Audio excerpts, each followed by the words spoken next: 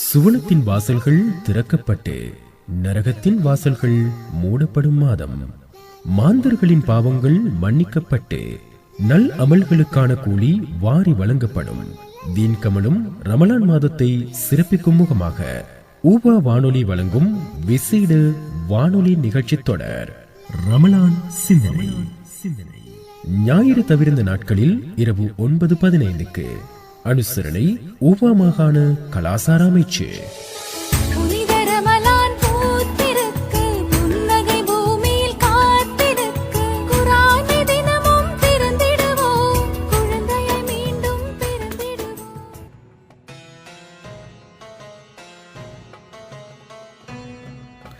அஸ்ஸலாமு அலைக்கும் வரஹ்மத்துல்லாஹி வபரகாத்துஹு. அகிலத்தை படைத்து பரிபாலித்துக் கொண்டிருக்கின்ற ஏக இறையோன் அல்லாஹ் ஒருவனுக்கே சகல புகழும் புகழ்ச்சியும் உண்டாவதாக.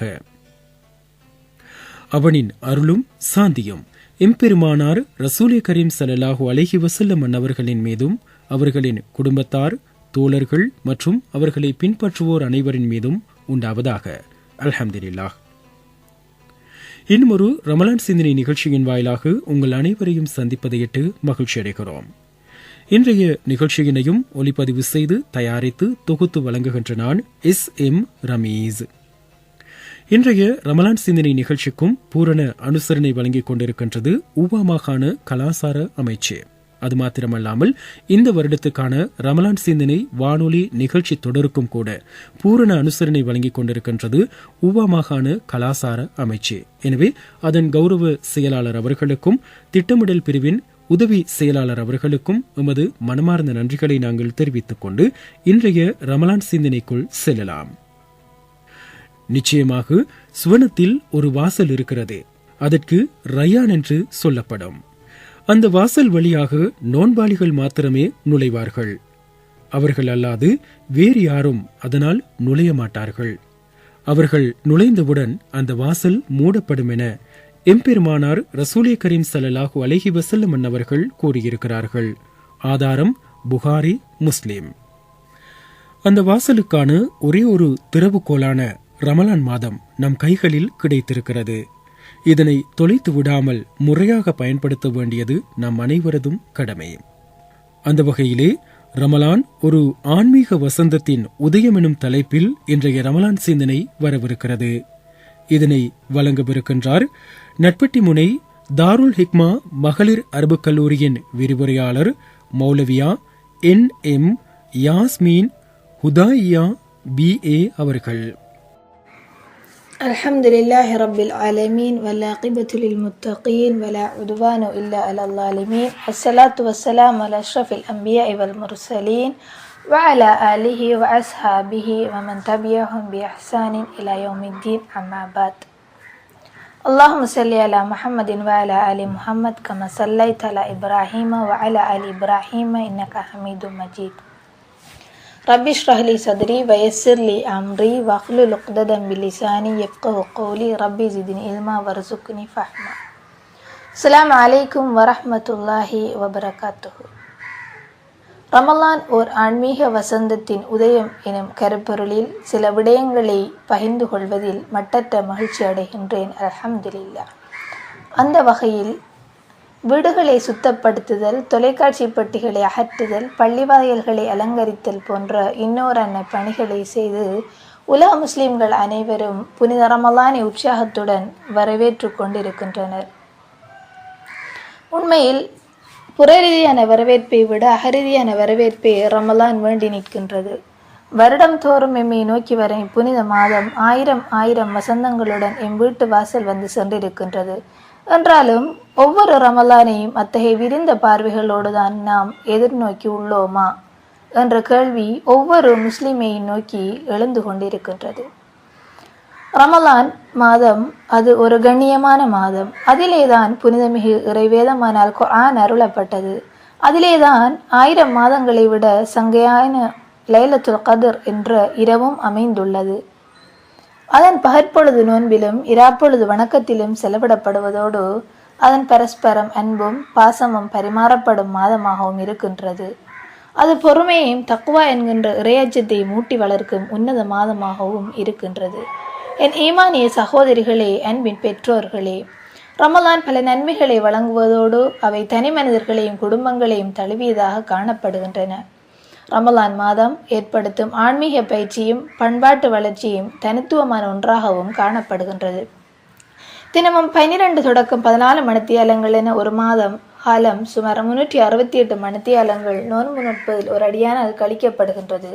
இதனால் தான் நோன்பு ஒரு மனிதனின் ஆன்மாவை நெறிப்படுத்தி நன்மை, அடிபணிவு, பொறுமை போன்ற பண்புகளை ஏற்படுத்துகின்றது. அன்பின் பெற்றோர்களே, பொதுவாக அனைத்து வணக்கங்களும் வெளிரங்கமாக நிறைவேற்றப்படுகின்றன. உதாரணமாக கூறப்போனால், தொழுகையில் அடியான் எழுந்து நிற்பதும், உட்காருவதும், சுஜூது செய்வதும், ருக்குஉ செய்வது போன்ற அசைவுகள் மக்கள் பார்வை கட்டுகின்றன.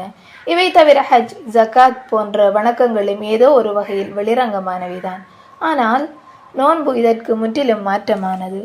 இது இறைவனுக்கும் அவனது அடியானுக்கு மாத்திரம் தெரியுமான இரகசிய இபாதத்தாகவும் இருக்கின்றது. இதனால் தான் நோன்பிற்குரிய கூலியை அல்லாஹ்வை உறுதிப்படுத்துகின்றான்.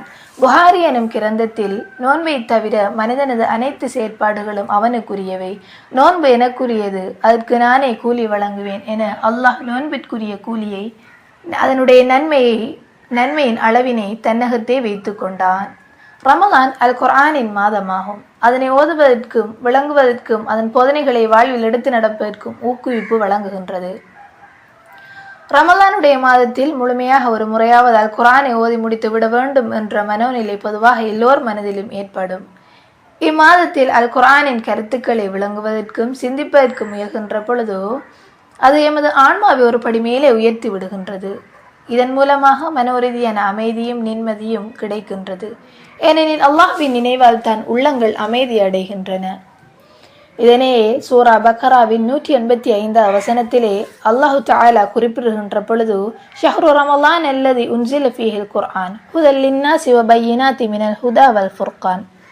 ரமலான் மாதம் எத்தகையதென்றால் அதில் தான் மனிதர்களுக்கு முழுமையான வழிகாட்டியாகவும் தெளிவான சான்றுகளை கொண்டதாகவும் நன்மை தீமைகளை பிரித்தறிவிப்பதற்குமான அல் குர்ஆன் இறக்கி அருளப் பெற்றது என தனது திருமறையில் அல்லாஹு தஆலா குறிப்பிட்டு காட்டியிருக்கின்றான்.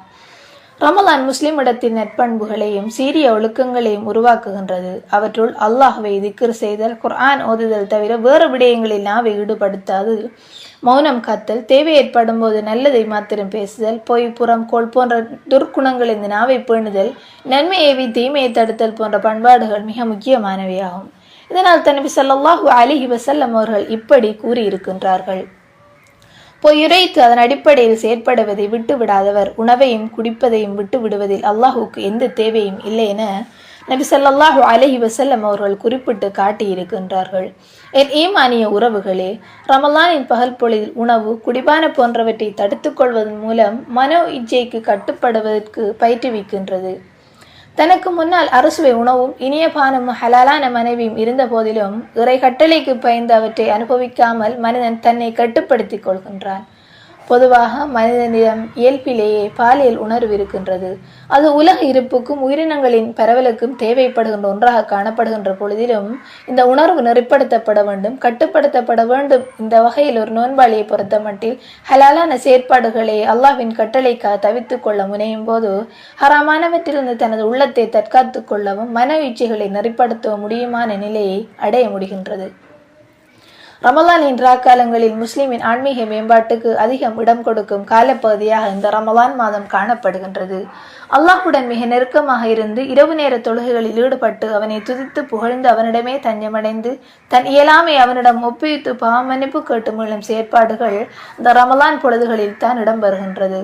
அதே போலதான் அல் குர்ஆன் திலாவத்துக்களிலும் தராவிஹ் தொழுகைகளிலும் இஅ்திகாஃப்களினாலும் நம் உள்ளமும் புறமும் ஒளியேற்றப்படுகின்றன. எனவேதான் எமது இராப்பொழுதுகள் அமல்களால் விழிப்படைகின்றன. அதேபோல் ரமலானின் இரவுகளை வீண் கேளிக்கைகளிலும் விளையாட்டுகளிலும் கழிக்கும் ஒரு சிலர் நம் மத்தியில் இருக்கத்தான் செய்கிறார்கள். தொழுகையிலும் திக்ர்களிலும் இபாதத்துக்களிலும் கழிக்கப்பட வேண்டிய ரமலானின் இரவுகள் தெருக்கள் தோறும் கும்மாளமிட்டு திரியும் சில இளைஞர்களால் கேளிக்கைக்குரிய இரவுகளாக மாற்றப்படுகின்றன. உண்மையில் சொல்லப்போனால் அநேக இஸ்லாமிய இளைஞர்கள் ரமலானின் இரவுகளை வீணாக கழித்துக் கொண்டிருப்பதன் கசப்பான உண்மையும் கூட. இதனால் நபி ஸல்லல்லாஹு அலைஹி வஸல்லம் அவர்கள் புகாரி எனும் கிரந்தத்தில் குறிப்பிடுகின்றார்கள், எத்தனையோ நோன்பாளிகள் அவர்களது நோன்பின் மூலமாக பெற்றுக்கொண்டது பசியையும் தாகத்தையும் தவிர வேறேதும் இல்லை என நபி ஸல்லல்லாஹு அலைஹி வஸல்லம் அவர்கள் குறிப்பிட்டு காட்டியிருக்கின்றார்கள்.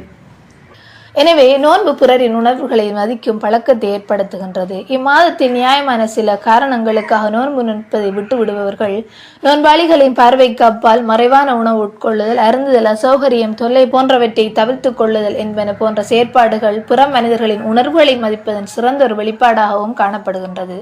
இது நோன்பாளியின் உணர்வை மதிப்பதற்காகவே செய்யப்படுகின்றது. எனவே தான் மனிதர்களை ஆட்டிப்படைக்கும் சுயநலம், தன்னலம் போன்ற தீய மனப்பான்புகள் இந்த அவனது ஆத்மாவை சுத்திகரித்து பிறநலம் பேணுதல் என்ற சிறப்பான பயிற்சியை இந்த நோன்பு தருகின்றது. பொதுவாக ஒரு தாய் பெற்ற பிள்ளைகள் மத்தியிலே சர்வசாதாரணமான காரணங்களுக்காக சண்டைகளும் முரண்பாடுகளும் வந்துவிடும். எனவே தான் அறிமுகமில்லா மனிதர்கள் மத்தியில் முரண்பாடுகள், பிணக்குகள் எழுவதையொட்டி ஆச்சரியப்படுவதற்கில்லை.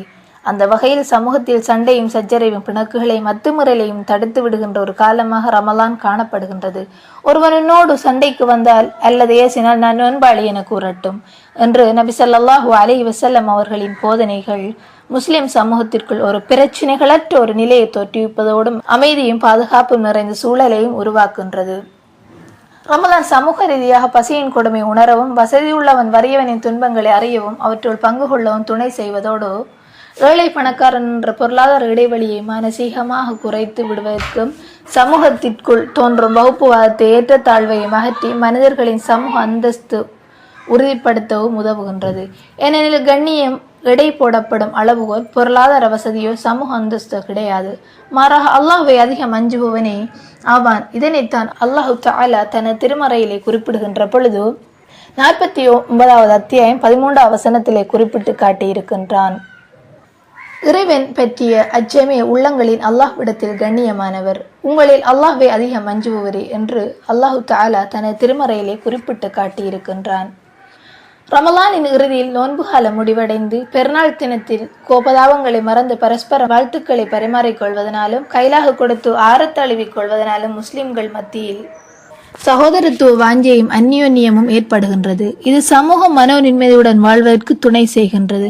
மகிழ்ச்சியும் மன நிறைவையும் உள்ளத்தை ஆட்கொண்டு அதே மகிழ்ச்சியும் மன நிறைவும் குடும்ப அங்கத்தவர்கள், உறவினர்கள், நண்பர்கள், அயலவர்கள் ஆகியோரிடம் பகிர்ந்து கொள்கின்ற மனப்பான்மை ஏற்படுகின்றது. எனவே ஒட்டுமொத்தமாக முழு முஸ்லிம் சமூகமும் உள மகிழ்ச்சியோடு கழிக்கின்ற ஒரு நாளாக பெருநாள் அமைகின்றது. எனவேதான் ஈமானிய உறவுகளே, ரமலான் புனிதமான ஒரு மாதமாகும். மனிதனின் ஆன்மாவை சீர்படுத்தி கசடுகளையும் துருக்களையும் நீக்கி இறை நேசத்தையும் நெருக்கத்தையும் ஏற்படுத்தி மனித வாழ்வை சீர்படுத்தி சமூக உணர்வுகளை மேற்படுத்துகின்ற ஒரு மாதமாகும். எனவே அதன் உண்மையான தத்துவங்களை புரிந்து அதனை முழு அளவில் பயன்படுத்தி இறை திருப்தியை பெற்றுக்கொள்ள முனைவோமாக என்று கூறி உங்களிடமிருந்து விடைபெறுகின்றேன். வாஹிரு தஅவதி அனில் ஹம்துலில்லாஹி ரப்பில் ஆலமீன். வஸ்ஸலாமு அலைக்கும் வரஹ்மத்துல்லாஹி வபரகாத்துஹு. ரமலான் சிந்தனையினை கேட்டீர்கள்.